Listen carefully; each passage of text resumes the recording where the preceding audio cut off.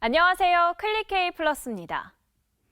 얼마 전 경기도 용인시의 한 원룸에서 50대 지체장애인이 숨진 뒤 2달 만에 발견됐는데요.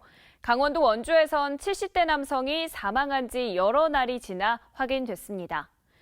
이처럼 주변과 단절된 채 홀로 사는 사람이 아무도 모르게 숨을 거두는 고독사가 늘고 있습니다. 2021년 기준 3,378명이 홀로 죽음을 맞고 한참 뒤 발견되는 고독사로 생을 마감했습니다. 지난 5년간 매년 평균 8.8%가량씩 증가했습니다. 정부 조사 결과 이렇게 고독사할 위험이 있는 고독사 위험군은 약 152만 명으로 추정되고 있는데요. 전체 인구의 3%를 차지합니다.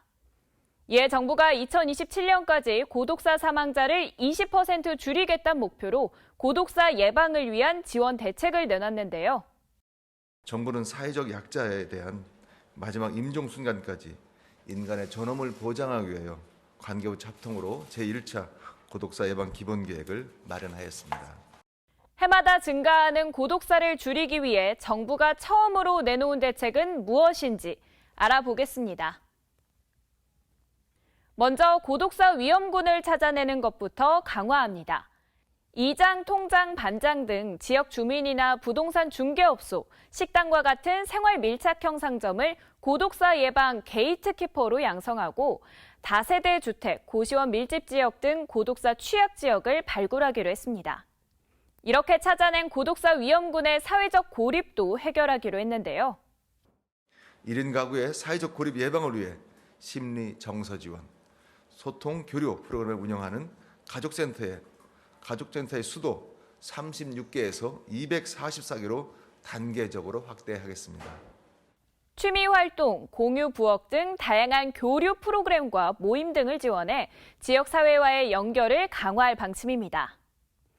이와 함께 독거노인 중심 지원 체계에서 한 발 더 나아가 생애 주기별 차별화된 지원을 제공합니다. 20, 30대 청년 고독사 위험군에겐 정신건강 검진 주기를 10년에서 2년으로 줄이고 일경험 지원 사업 등 구직 의욕을 높이기 위한 취업 지원도 강화합니다. 고독사 위험군 비중이 가장 높은 중장년층을 대상으로 돌봄, 병원 동행 등 생활 지원 서비스를 확대합니다. 경제적 문제를 개선하기 위해 조기 퇴직한 중장년의 재취업 지원도 강화하기로 했습니다. 노인 위험군에겐 방문 의료 서비스와 맞춤 돌봄 서비스를 확대하고 지역 내 어르신끼리 서로 돌보는 노노케어를 확대합니다. 품위 있는 죽음을 맞이할 수 있다는 안도감을 가질 수 있도록 사전에 자신의 장례 준비도 지원하기로 했습니다.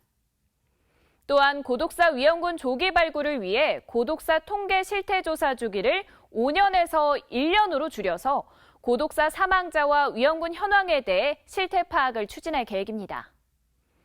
인간은 누구나 임종 순간까지 존엄을 보장받아야 하죠. 정부가 처음 고독사 예방 대책을 마련한 만큼 더 이상 사회의 외면 속에 안타까운 죽음을 맞는 이들이 없길 바랍니다.